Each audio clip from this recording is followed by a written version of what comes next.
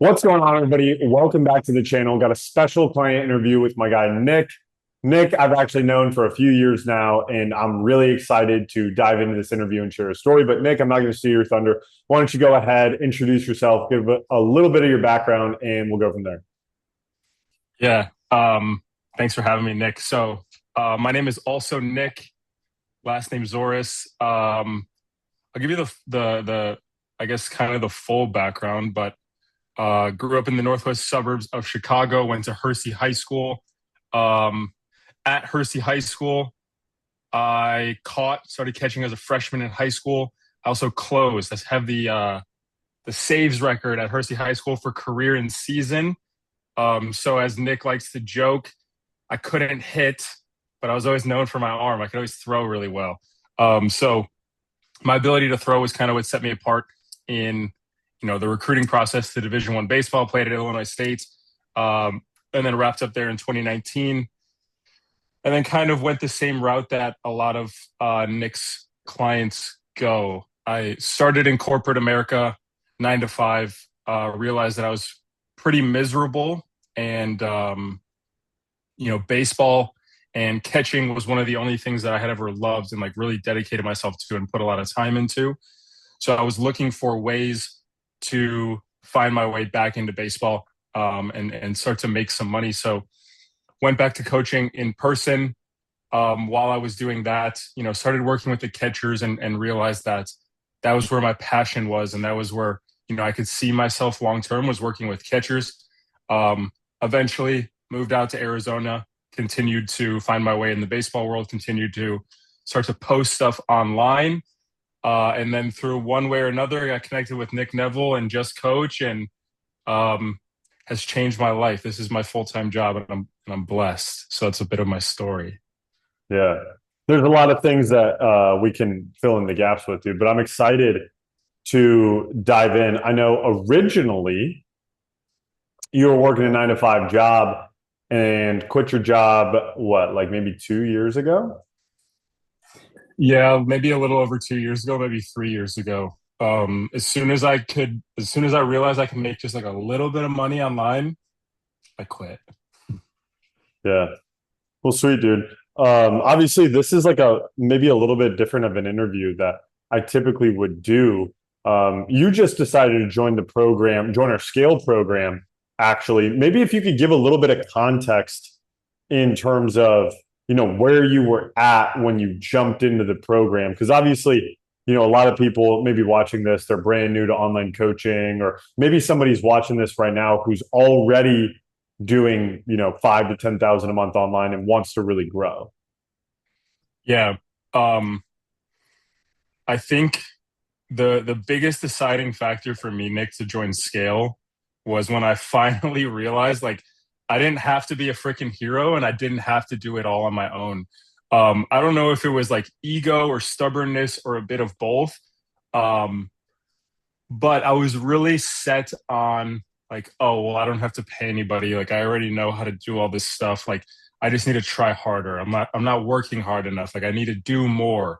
Um, and if I join a program, it's going to be things that I already know and things like this. Um, so yeah, I guess the best way to say it is like I was trying to white knuckle it, and trying to make things work on my own. Even though I knew that there was, probably a better way for me to go about it. It was my own stubbornness that prevented me from doing it. The same way, the same way that I couldn't hit that well. I just tried to. I would just try harder and white knuckle the bat. Um, but I finally, I guess, matured in a way and came to the realization like, there's people that are doing better than me, and there's people that can help me go faster. And also, I wanted to be a part of a group. Like I was kind of tired of being alone in this. Yeah. Can you speak a little bit more on that? Like you wanted to be a part of a group because, unless you're inside of like our scale program and you really understand how it works, like I don't think a lot of people can really quite grasp how impactful it can be. Yeah. I was actually thinking about this on my way back from the gym, Nick. Like, as maybe cringy as this sounds, like now that I'm in the group, I like feel different. And the best way I can relate to this, Nick, is like, when you're playing college baseball and you walk into the locker room and like everybody's jacked, like everybody's like, on top of their shit, like everybody's like competitive. I feel that way being in this group. Like, people are pushing themselves in ways outside of just business. Um, and I think being in that group, like I think that's where the most value is for me, is just being in that environment. Does that make sense? I'm really trying to make that make sense because it's like being a part of a college locker room in a way. Yeah. Yeah, 100%. 100%. And like you were kind of part of our core program, Remote Training University, when it initially started. You kind of have an idea of how that's run. How would you say that the scale program that we run is maybe a little bit different and more, I guess, competitive is a good word to use? Yeah. This is something that you said, Nick, at the in-person event that I went to. The difference between RTU and scale is, I think, the depth of the business owners. Like, the people in the scale program, they're not unsure if this could work or if this will work for them. Like they're all in. Sometimes, guys will talk about their businesses and I'm like, wow, like, this guy is very, very talented and very serious about what he does. Um, so yeah, like the big leagues. Yeah. So, They're okay. pros. Yeah. 100%. And can you give a little bit of context in terms of like maybe let's just like lay out kind of like what you're doing with your business, like what your funnel is and stuff like that. Yeah. So um, feel free to dig into whatever, but Of I think course. my biggest thing has been like, how can I keep my business as simple as possible? So my funnel is pretty simple. I'm trying to get as many leads as I can in the DMs, qualify them, get them to watch a video sales letter, and book the call. But very specific on who I want to get on the phone with because my offer is for a very specific type of catcher. So, I don't need a lot of kids. I need the right kind of kid because those are kind of layups for me. Yeah, 100%. And can you go a little bit more in depth on like what does that right type of kid actually look like? Because I think a lot of people out there who are already trying to coach athletes online, and like this even happens with people inside of our like our core program, right? They are really unsure how to get very specific and who that right athlete is. So for you, what does that look like, and how did you come to that conclusion? Well, I'll tell you one thing I've noticed is if you look at, I don't know how it is in RTU because I'm not in there anymore, but if you look at uh, the people in scale, if you look at their clients, oftentimes their clients look like a younger version of them. So uh, Eric actually posted a video the other day of one of his guys doing a pull down. Um, and somebody commented like, Eric, I thought that was you, but it literally is him like 8 years ago or 10 years ago. So I think that's the best way to think about it is like, and if you look at the kids in my program, like they're a lot like me. Like they're not good hitters. They're defensive specialists. Um, and a lot of times they're like smart kids with, a good ability to control the game. So I think the best way to think about it is like, who were you about, 10 years ago or whenever you were trying to get recruited and play college baseball? And think about how you can serve that person. Think about the lessons that you learned that that kid would find value in. Yeah, sick. Sick. Okay. And in terms of like offer and pricing and things like that, before you joined into scale, you were severely undercharging. Can you walk through what you were charging before, what you charge now, and what caused you to do that? Yeah. So up until January of last year, I was charging $500. And then I got a message from this kid in Serbia. He's like, hey, let me set for you. And I took him on the team and he was like, bro, like this is not enough money. We need to charge more. So I charged 750. And then a couple months later, that got bumped up to 1,000, and that was scary. Selling 1,000, and that was it, with the first version of my program. The highest price point I ever got to was 1,000, and then I redid my program. I had some issues where my Instagram got taken down. I had to redo some things, but I launched that program at $1,200, and then it bumped up to 1,500, and then I just took a massive jump from 1,500 to 2,500, and we're talking about raising it again. But what I've seen the whole way is, as my price has gone up, I've gotten better at my job, number one, and I've gotten more specific on who I target, and I've gotten the same amount of pricing objections at that price, or at each price. Isn't that so interesting Yes.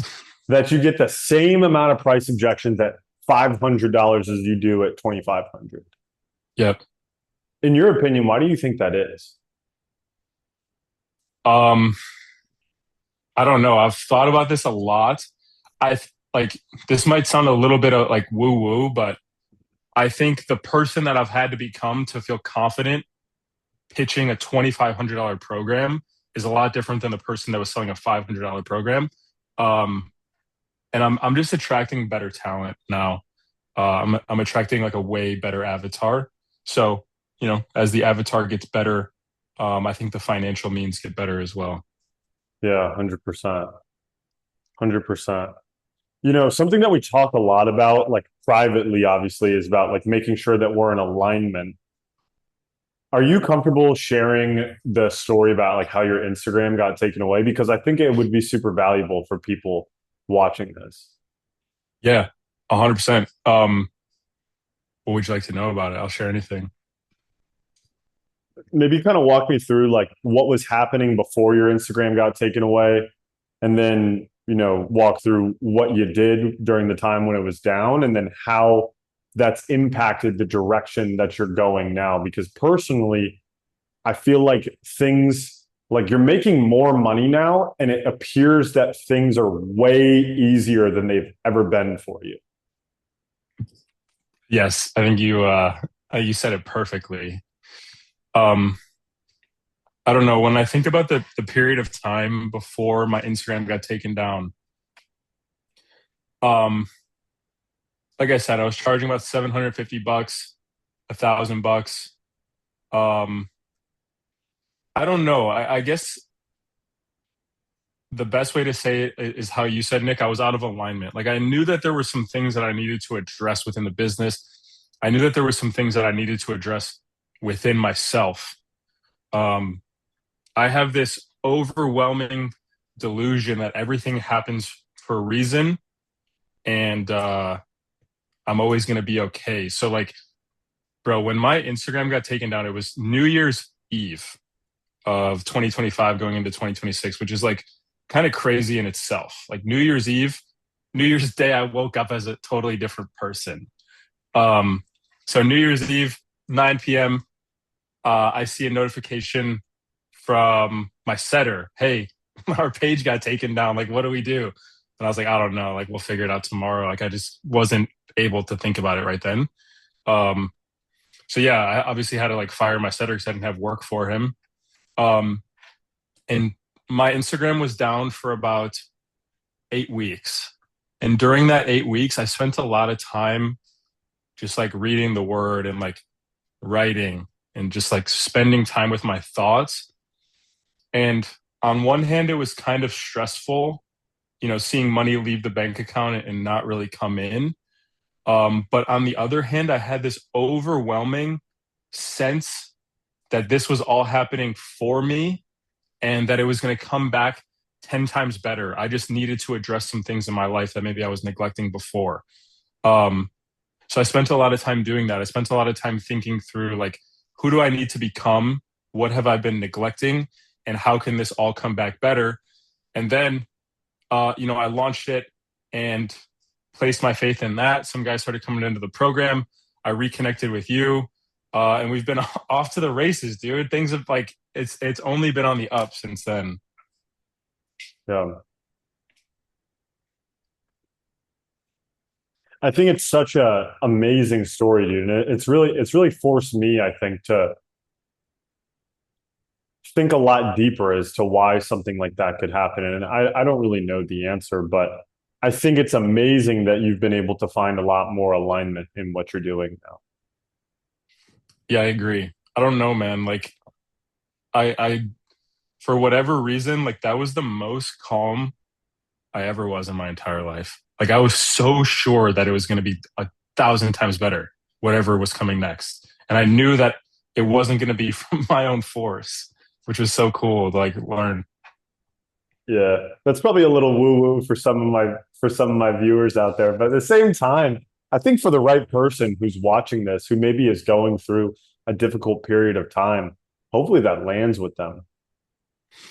I think I think for the right person, like if that lands with them, it lands with them.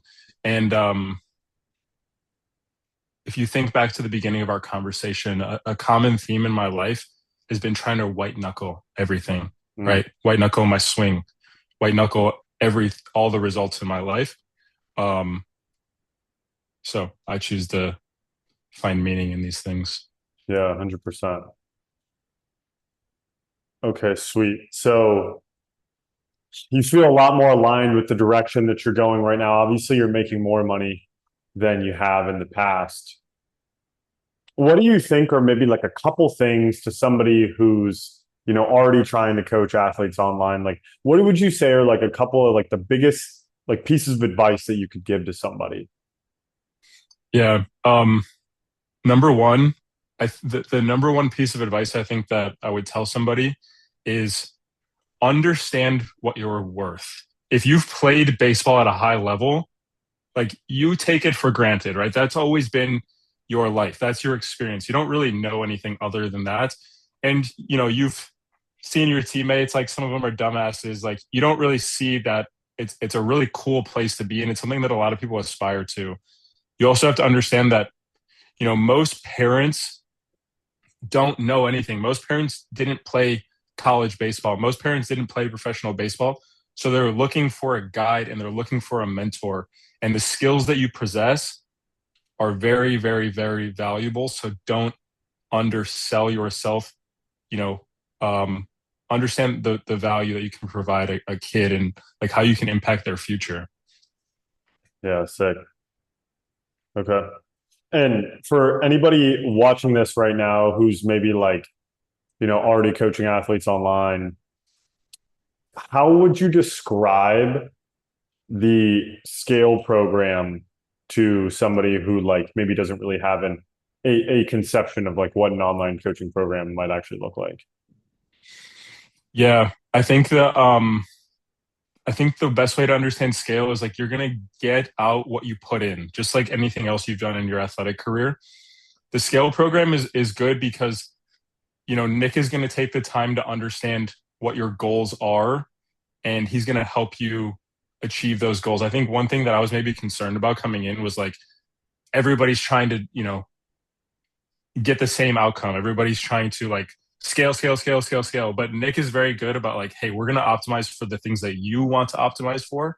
Um, so yeah, it's not like it's not like a cookie cutter program. Like it's truly like a group and an environment. And I think that's where all the value is. Yeah. Can you speak a little bit more on that? Like obviously the group calls and like, you went to our event in Chicago. Like, can you speak a little bit more to like why you feel like the value is in the group? Um, I think the value, well, number one, it's the group calls. It's getting to be with everybody else and learn from their businesses. But I think the second piece that I find a lot of value on is the one-on-ones with you, because we started out and it's like, hey, here's where we're at, here's where we want to go. Um, and every time we walk out of these one-on-one calls, like there's something tangible. I know the next step to take. And I think maybe that was something that I really struggled with before. Was like I had all these ideas floating around in my head, but I didn't know what was the most important to do at what time.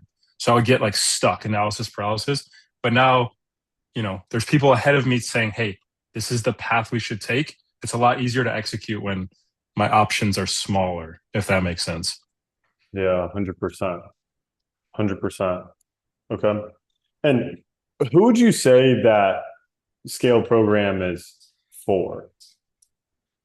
Ooh, um, I think the scale program is for the guy that knows they can be successful. Like in the group, there's really no like poor mindsets. Like everybody knows that they belong, and everybody like wants to crush, and everybody wants to be like, the best at coaching their position. So if you're a guy and like, you're a dog and you want to get after it, let's go. We'll see you inside. Open to women too. We have a couple women in the scale program. Yeah, but they're dogs too, honestly. Yeah, they are. Sick. Okay. Um, I guess what are the plans for you in the future? Like you've had a decent amount of success. How many, like real quick, how many athletes have you worked with so far? Oh, wow. Probably like over 400 That's online. crazy. Yeah. That's crazy. Okay. Yeah. What are the plans for the future? Um, See how far we can take this thing. I think ultimate goal is see how many kids I can get into college baseball. That's like ultimate goal. Um, yeah, I want to build out a team. I want to build something that's bigger than myself. Um, and just have a bigger impact. Like I've been trying to do everything on my own. So that's the plan. I think one day, I would love to maybe get a little facility and, just my guys can come work out there. I think someday it would be cool to maybe sponsor a club team. That'd be sick. You can help me coach if you'd like. Um, but yeah, I've got a lot of ideas, bro. Got a lot of ideas. But right now it's just going to be about like building this thing so that, um, we have money for the mission. Yeah. It's actually super interesting that your plans are a lot bigger than just, hey, how can I make like 10 to 20 grand a month coaching athletes online? What do you think is that like inspiration to want to have like a really big impact like that? Yeah, I think it comes in layers, right? Like when I was making $0, my only goal was to make about $4,000 to cover my expenses. Okay. Feel And then that. I got to that level. And then I was like, cool, now I want to make $10,000. And then I got to that level. And then I was like, all right, awesome. Now I want to make $20,000. And then I got to that level. So the more times you like keep hitting these goals, you kind of realize like um you can keep hitting goals as long as you understand, the amount of work that's required and you're willing to do it. So as I've continued to check things off the list, I've obviously built a lot of confidence in my ability to achieve things. And some of that, scarcity mindset goes away and you start to think a little bigger. Yeah, that's sick. That's sick. Well, cool. I think that we've covered things pretty in depth. Is there anything that maybe we didn't cover that you wanted to hit on? Um, yeah, I think if if you have the itch to try it, and like if you've been watching Nick stuff and you're like, hey, like I think this guy can help me, the only the only thing that's holding you back is the fear of losing a little bit of money. And if that's the only thing you're holding on to, that's a pretty poor excuse. Because like if you're willing to take a bet on yourself and you believe in who you are, like you're gonna be okay. And it's I think having a little bit of skin in the game helps a lot too. Yeah, what do you mean by that? Um, when I guess like if you don't have anything to lose, what is your motivation to actually apply yourself? That's what I mean by skin in the game. Yeah. I love the quote, when you pay attention. Every single time Yeah. that I've paid an uncomfortable amount of money for something, I always get like insane results out of it. I'm 100% committed to it. Yeah. I think that it's important to choose as well. Um, like you can choose to have a white knuckle grip on your money, like I've always had. Or you can choose to just understand that it flows. Like, bro, Yesterday, I just bought a $2,700 camera lens. Didn't even think about it. Just press buy, and like that's something I wouldn't have been able to do 2 years ago. And like sometimes people will like look at. I used to look at people that would talk like that and be like, "Oh, it must be easy for you to say," or like, "Must be nice," or like, "You must be lucky," or whatever. But like, no, it was like truly just a choice. Like I wanted to be that guy, so I became him. Yeah, it's sick. You know? Yeah, it's sick. Sweet, dude. Well, is there anything else that you wanted to say while we got the camera rolling here? Yeah. I know you guys only see Nick walking around with his shirt off on Instagram stories, but he's actually a great guy. I've known him on a personal level for a long time. Um, Rough exterior, but one of the biggest hearts of anybody I know. Appreciate that, bro. And Yeah.